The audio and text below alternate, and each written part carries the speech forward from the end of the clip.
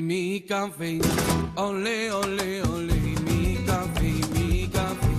Olé, olé, olé, mi café. Non mais en plus, non seulement ça se boit le café, mais en plus ça se danse le café. Oui. Je ne sais pas ce que vous faites à cette heure-là, mais vous ne soupçonnez peut-être pas que le café peut agir contre les troubles de la mémoire liés à l'âge. Alors, qu'est-ce qui a dit ça et qu'est-ce qui en fait un cheval de bataille? Ce sont des chercheurs?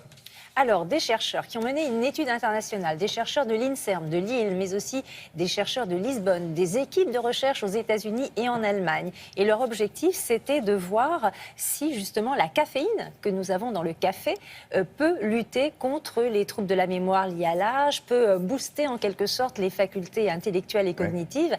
Mais on le sait, ça d'expérience, que la caféine est une substance stimulante. On le sait parce que quand on boit du café, on se sent plus réveillé, on a l'impression de réfléchir plus vite, on a l'impression d'apprendre plus vite, donc la mémoire travaille mieux. Et les chercheurs voulaient vérifier par quel mécanisme dans le cerveau, par quel mécanisme tout ceci est possible, par quel mécanisme la caféine peut en quelque sorte contrer aussi peut-être des troubles de la mémoire liés à l'âge. Et ce qui les intéresse aussi, parce que nous avons souvent eu des témoignages comme ça, c'est à quelle dose? C'est quoi? J'en prends 2, 3? Ou alors pour que ça soit efficace, il faut que je m'en prenne une dizaine pendant 3 heures. Eh bien, effectivement, leur étude non seulement nous révèle quels sont les mécanismes par lesquels la caféine agit sur le cerveau pour stimuler la mémoire, mais ces chercheurs nous disent aussi à quelle dose nous devons boire le café quotidiennement. On regarde.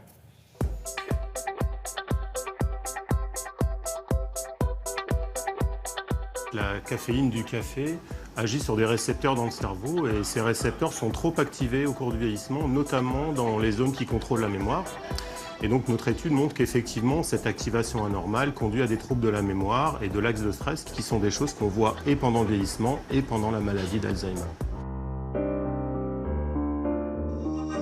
Ces rats chez qui ces récepteurs à la caféine étaient anormalement activés, nous les avons traités avec un dérivé de la caféine par voie orale de manière à bloquer ces récepteurs et nous avons constaté que la mémoire était revenue à un état normal.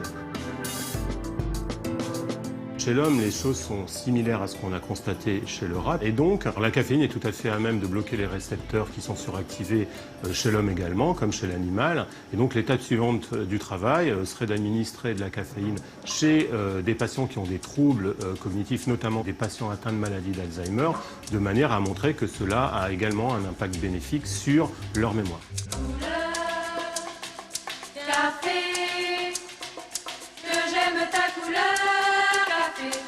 Nous imaginons que la caféine puisse être un traitement ou un co-traitement dans le contexte de la maladie d'Alzheimer, puisque nous et d'autres avons montré dans des modèles animaux de la maladie d'Alzheimer que la caféine était capable de réduire les lésions cérébrales associées à cette maladie et donc d'avoir des effets bénéfiques au niveau du cerveau.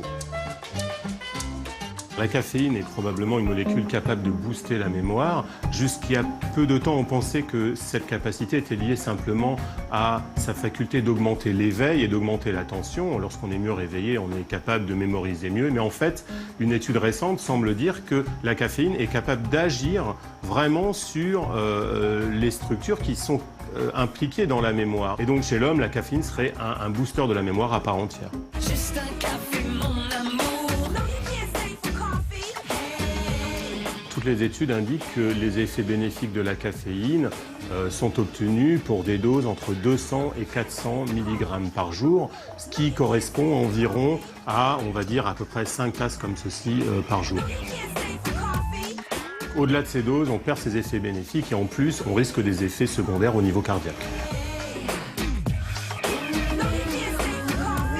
Secondaire, effectivement, si vous prenez 3 cafés par demi-heure, comme j'en connais certains, il faut y aller doucement. Mais oui. Quelle est la meilleure heure pour consommer la caféine, son café?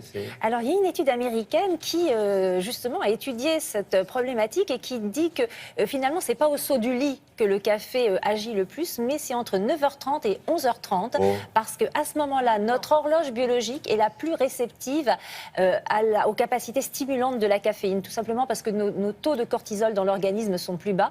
Donc, ça ne vous empêche pas de prendre le café au saut du lit, mais voilà. Vous n'avez pas un truc entre 6h30 et 9h30? Du café, certes, mais pour avoir le maximum d'effets stimulants, c'est entre 9h30 et 11h30. Et le petit café après le déjeuner de Effectivement, midi et demi, puisque hein comme on a un petit coup de barre et qu'on a un petit peu envie de dormir après le déjeuner, bien sûr, la caféine du café mal, va stimuler aussi à ce moment-là, donc très utile après le déjeuner. Bon. Mais de toute façon, comme il l'a dit, à consommer Avec modération, Attention aux parce effets que- secondaires sur le cœur, surtout si on est fragile. Bien sûr. Merci beaucoup.